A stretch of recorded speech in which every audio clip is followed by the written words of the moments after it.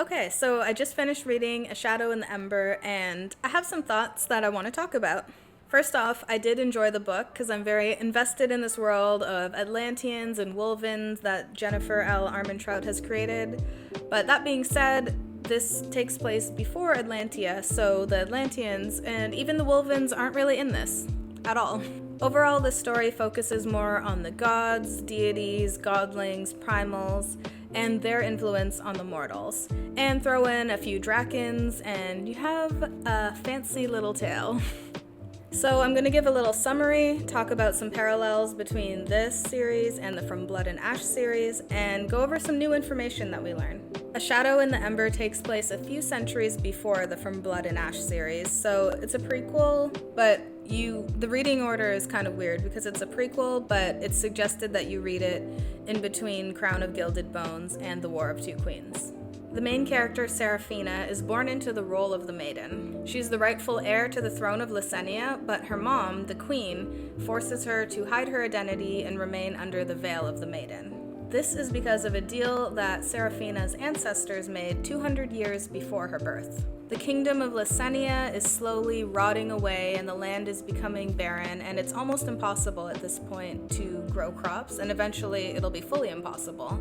In desperation, Seraphina's royal ancestors made a deal with the Primal of Death so that the Primal would slow the rot in exchange for the next born daughter in the royal bloodline. A Primal, we find out, is basically like a super god. Like, there's a hierarchy of mortals, godlings, deities, gods, then primals. So they make this deal, and then 200 years go by until the first daughter is finally born. When Sarah is born, her father is distraught at the thought of her fate, and he kills himself. Because of this, Seraphina's mom, the Queen, actually begins to resent Seraphina and what she represents, and basically doesn't treat her like a daughter. Instead, she gets remarried, and she treats her new son and daughter much better than she'll ever treat Seraphina. Even though the rot is slowed down, eventually it'll still take over the whole land. So the Queen and her advisors devise a plan that instead of just giving over Seraphina and that's it, they train her to become an assassin so that she will actually kill a Primal of Death. And the only way to kill a Primal is to weaken them with love. Kind of corny, but that's like a theme in a lot of fantasy books, like love is the most powerful weapon of all. They think that by killing the Primal of Death, it'll end the rot and the deal will be broken and Seraphina will be the savior of the kingdom. So that's basically her role.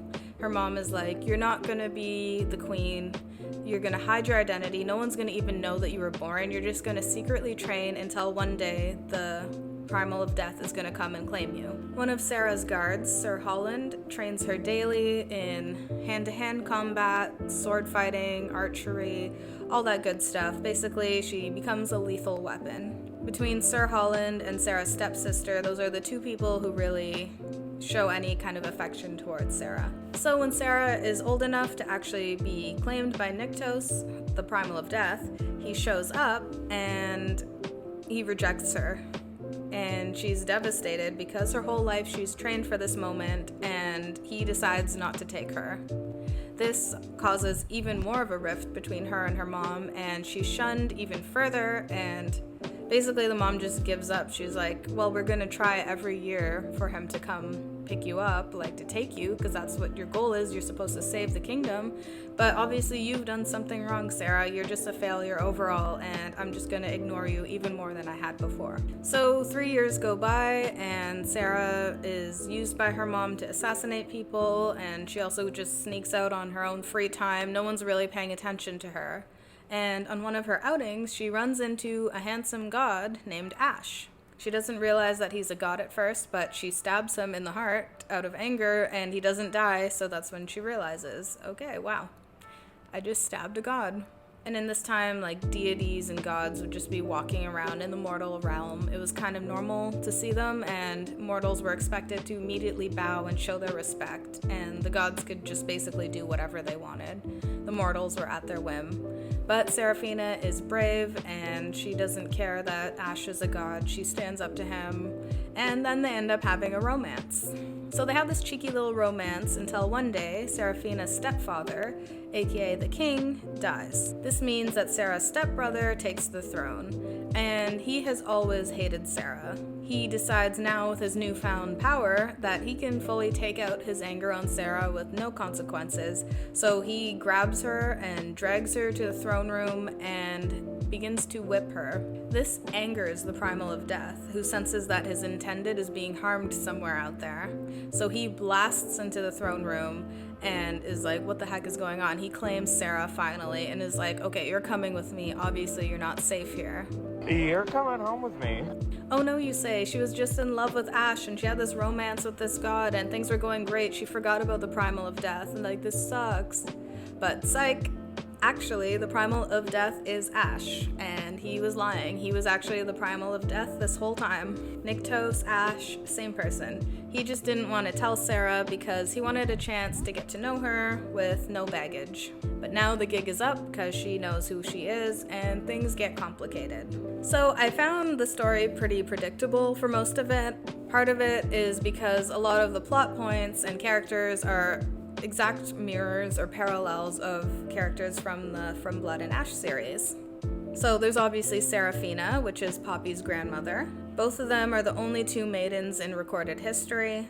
They were both trained by a father figure like Guard, Sir Holland for Seraphina, Victor for Poppy. Both of them are confused about their powers at first and use them in secret. They both have fiery, curious personalities and tend to stab their love interests through the heart when they're angry. On that note, both of their love interests go by a nickname to hide their true identity at first. There's Ash, aka Nyktos, and Hawk, aka Castile. Their love story follows the same structure. They fall in love before one of them finds out that the other has ulterior motives. Example, Nyktos finds out that Seraphina was destined to kill him, so he gets angry and calls things off. Poppy finds out that Castile was the Dark One and was trying to kidnap her, so she gets angry and calls things off.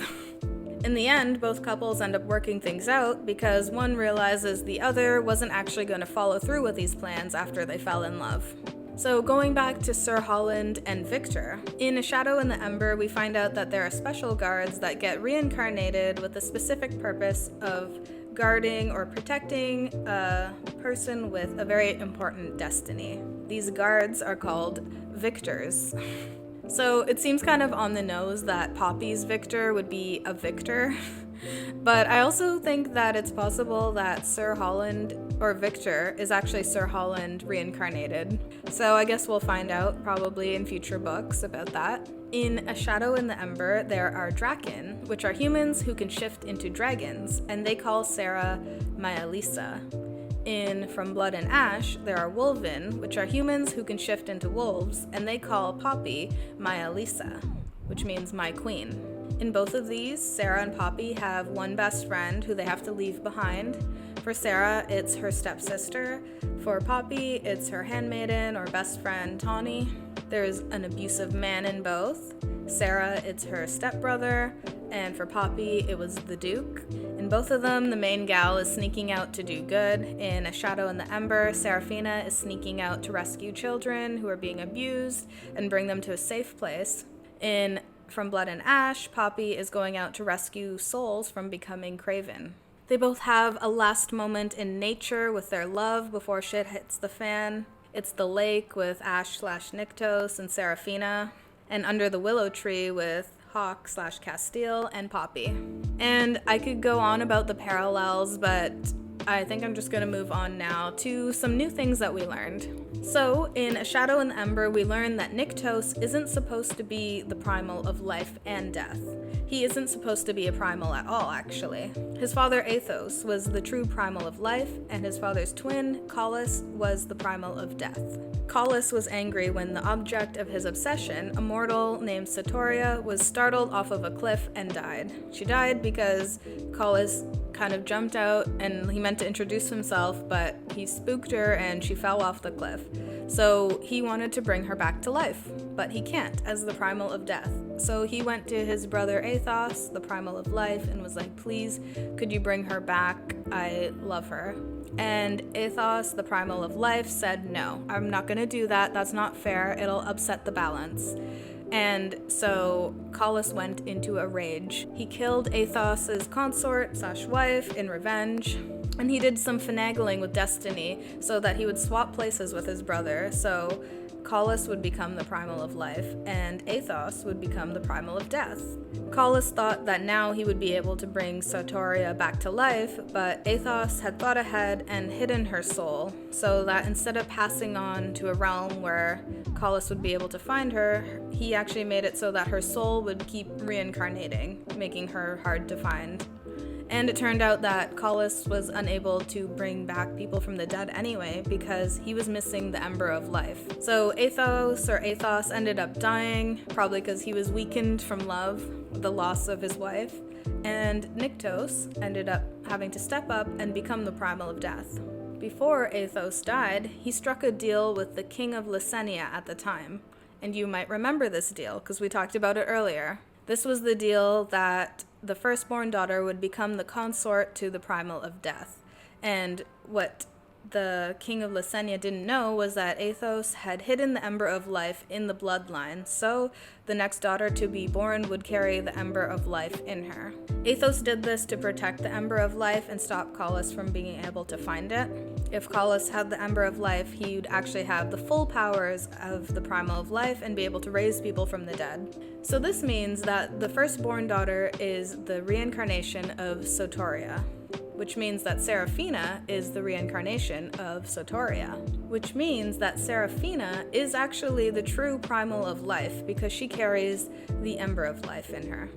Kolis is after the Ember of life, but he doesn't realize that it's inside the reincarnation of his obsession. But I guess he'll probably find out in the next book or in a future book. In order to get it, he would probably have to kill her or harm her. So it was kind of smart of Eythos to hide it within her reincarnated soul. And at least now we know where Poppy's power comes from, the Ember of life. And maybe you're wondering why I'm dumping this all at the end of the video. It's because it was all dumped into the end of the book in a big info dump. That's one thing about this series and the From Blood and Ash series. There are a lot of convenient info dumps that seem kind of like shoved in last minute because the readers need to know certain information that wasn't mentioned anywhere else in the book. Sometimes it doesn't feel very natural, but at least we got the information so we can go into the War of Two Queens knowing that Poppy has the Ember of Life from the Primal of Life. We have a bit more information about the deities, gods, godlings, the Draken. We got a lot of backstory here that will be important, I think. Overall, I enjoyed A Shadow in the Ember, even though it was predictable at parts, or the whole thing was pretty predictable. We still found out new information, and the two stories are starting to tie together. And overall, I didn't mind that it was kind of predictable or that there were a lot of parallels with other books. It just like fun escapism, so I wasn't thinking too deeply about it. There were just a lot of things that I noticed were very similar. I finally started The War of Two Queens, so I'll probably talk about that one next. Until then, see ya. Between this series and the From Blood, I am just reading this to escape the mundanity of my life. For Atlantia was blah blah blah.